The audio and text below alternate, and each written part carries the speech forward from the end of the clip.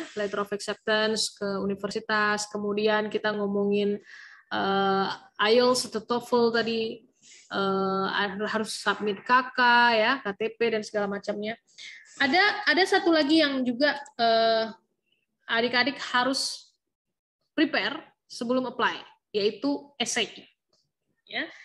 Rencana kontribusi di Indonesia pasca studi. Jadi essay kontribusi itu ada 1.500 hingga 2.000 kata.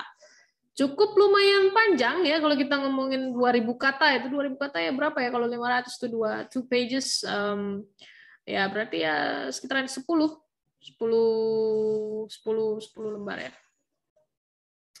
Dan di sini nanti adik-adik akan mendescribe ini ya. Deskripsikan diri, kemudian masalah urgent yang sedang dialami oleh Indonesia.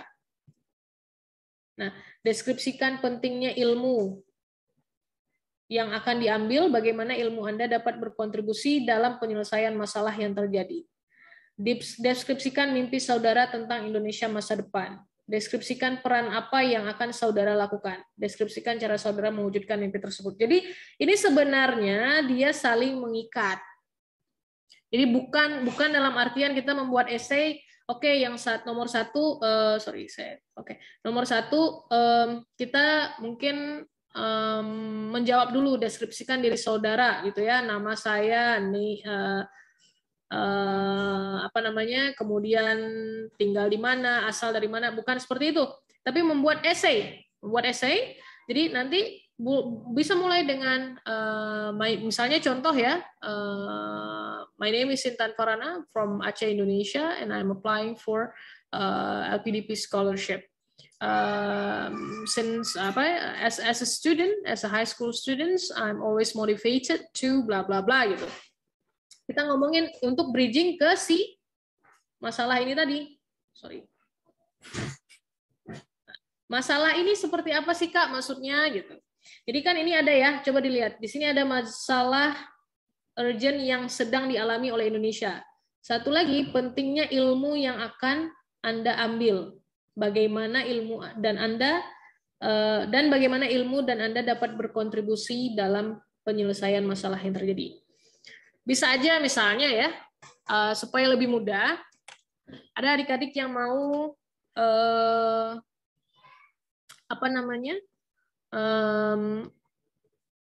kuliah di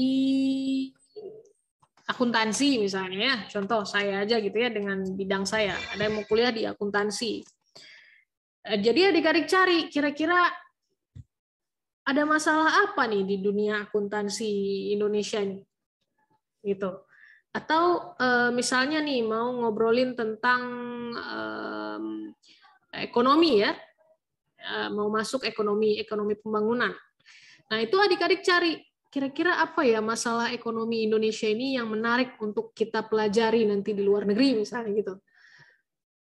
Oh pas ngelihat, oh inilah kan lagi COVID ini kan lagi COVID, pasti efek COVID itu terhadap perekonomian Indonesia ini pasti cukup besar.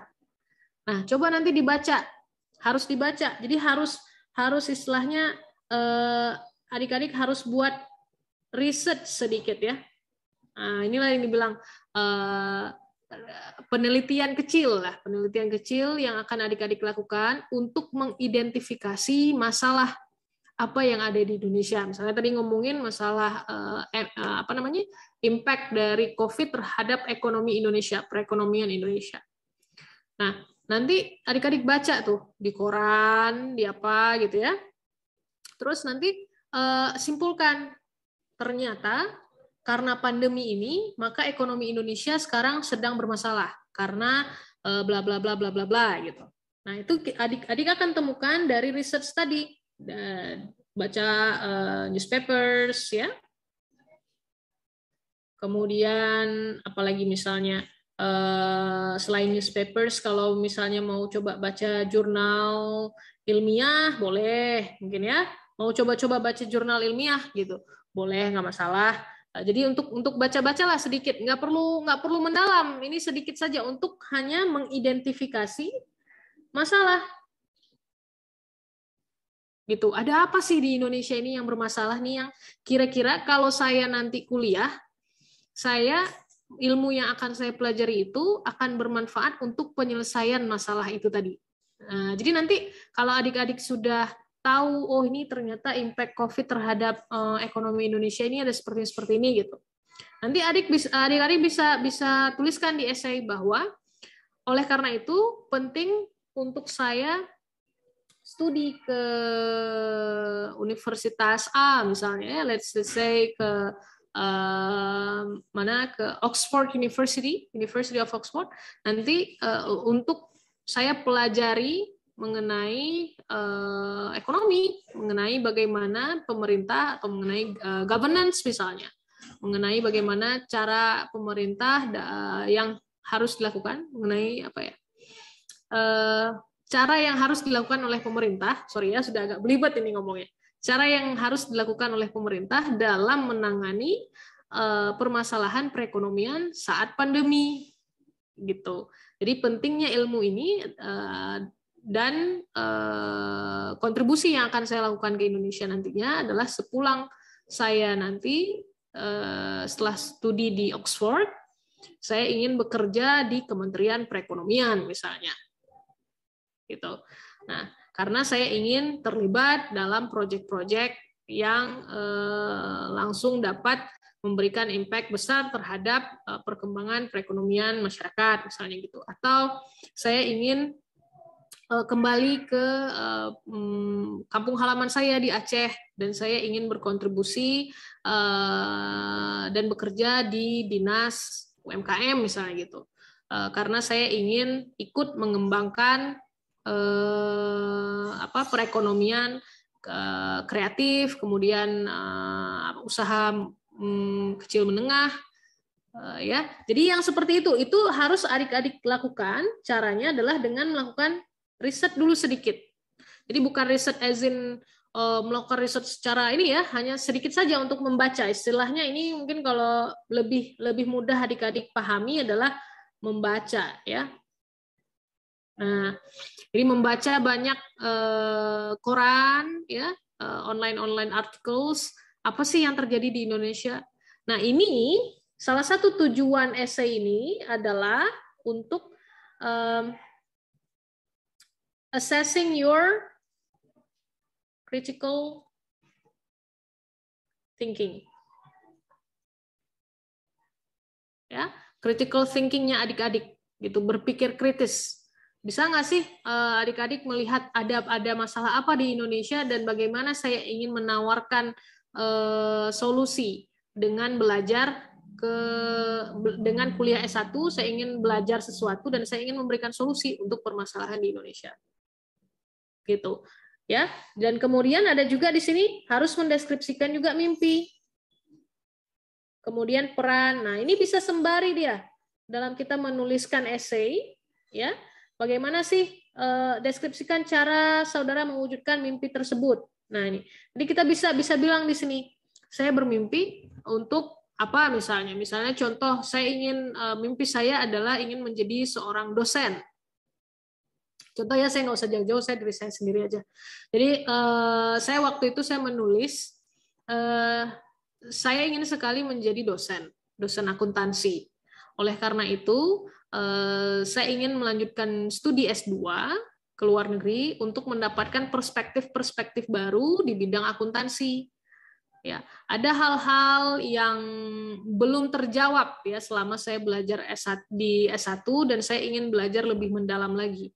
Dan untuk menjadi dosen saya harus memiliki kualifikasi S2 gitu. Jadi bisa saya tuliskan di situ, mimpi saya ingin menjadi dosen ya. Jadi bagaimana saya mewujudkan mimpi tersebut? Ini tadi ya. Bagaimana saya mewujudkan mimpi tersebut? Yang pertama adalah saya belajar dulu, saya mendapatkan kualifikasi S2 dulu, tapi nggak ngomongin cuman bukan soal ijazah aja, tapi saya juga mau ilmunya juga gitu. Dengan ada ilmu yang akan saya dapatkan nantinya dari studi saya, maka saya akan bisa memiliki peran yang lebih signifikan ketika menjadi dosen. Saya akan bisa memberikan perspektif-perspektif yang baru juga nanti kepada mahasiswa saya. Gitu. Jadi dia saling terikat ini, keseluruhan ini. Nah, ya. Jadi ada 2.000 kata yang harus 1.500 hingga 2.000 kata yang harus adik-adik tuliskan. Ya, tuliskan di dalam essay. Itu rencana kontribusi di Indonesia pasca studi. Jadi ingat ya bahwa LPDP ini sangat menekankan ke kontribusi. Jadi kita harus benar-benar tahu nih, harus benar-benar jelas mau kontribusi seperti apa.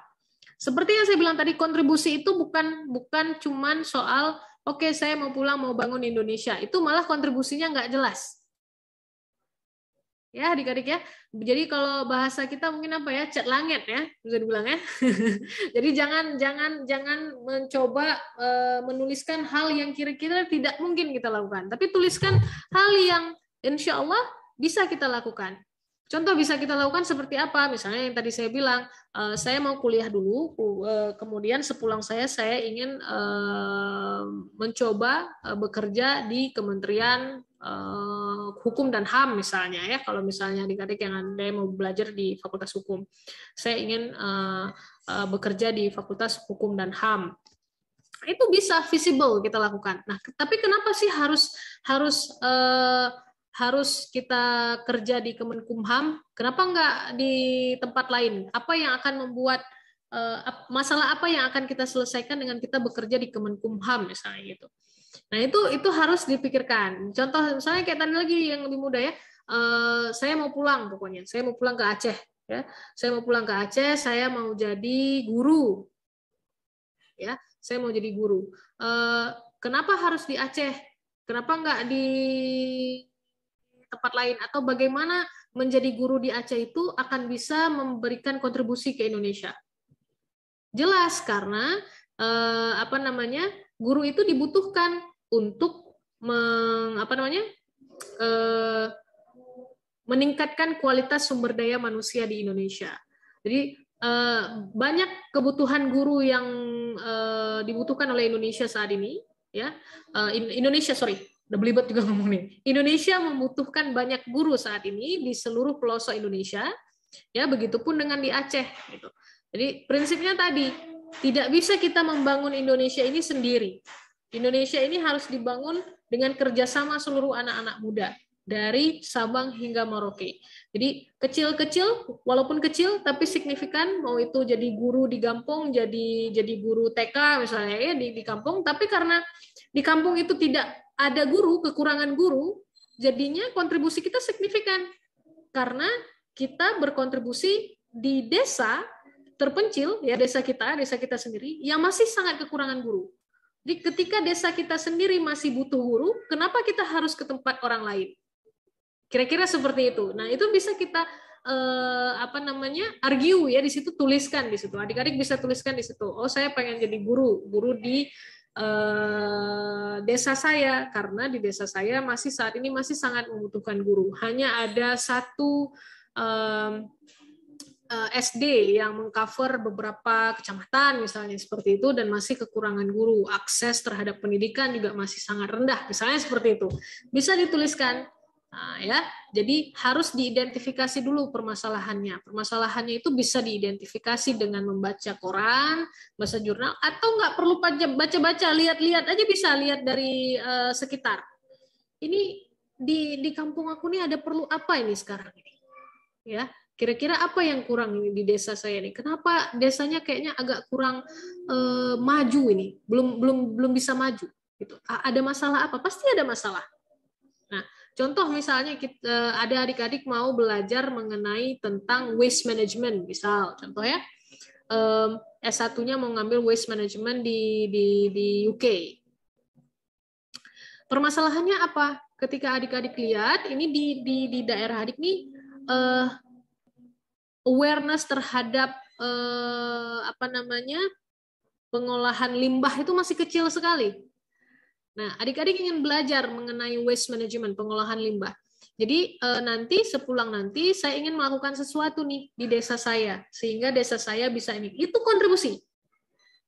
Ya, itu kan nggak perlu baca koran ya, nggak perlu, itu kadang-kadang nggak dituliskan di koran bahwa desa A masih buruk pengolahan limbahnya atau salurannya atau bagaimana. Jadi itu adik-adik identifikasi dengan apa? Dengan berpikir kritis ketika melihat lingkungan sekitar.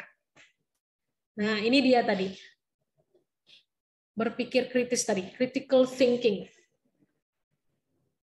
Ya, mencari masalah apa dan kemudian apa yang bisa saya lakukan.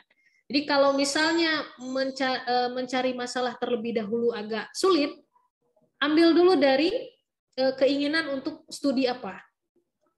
Contoh tadi ya, misalnya pokoknya saya pengen studi waste management misalnya.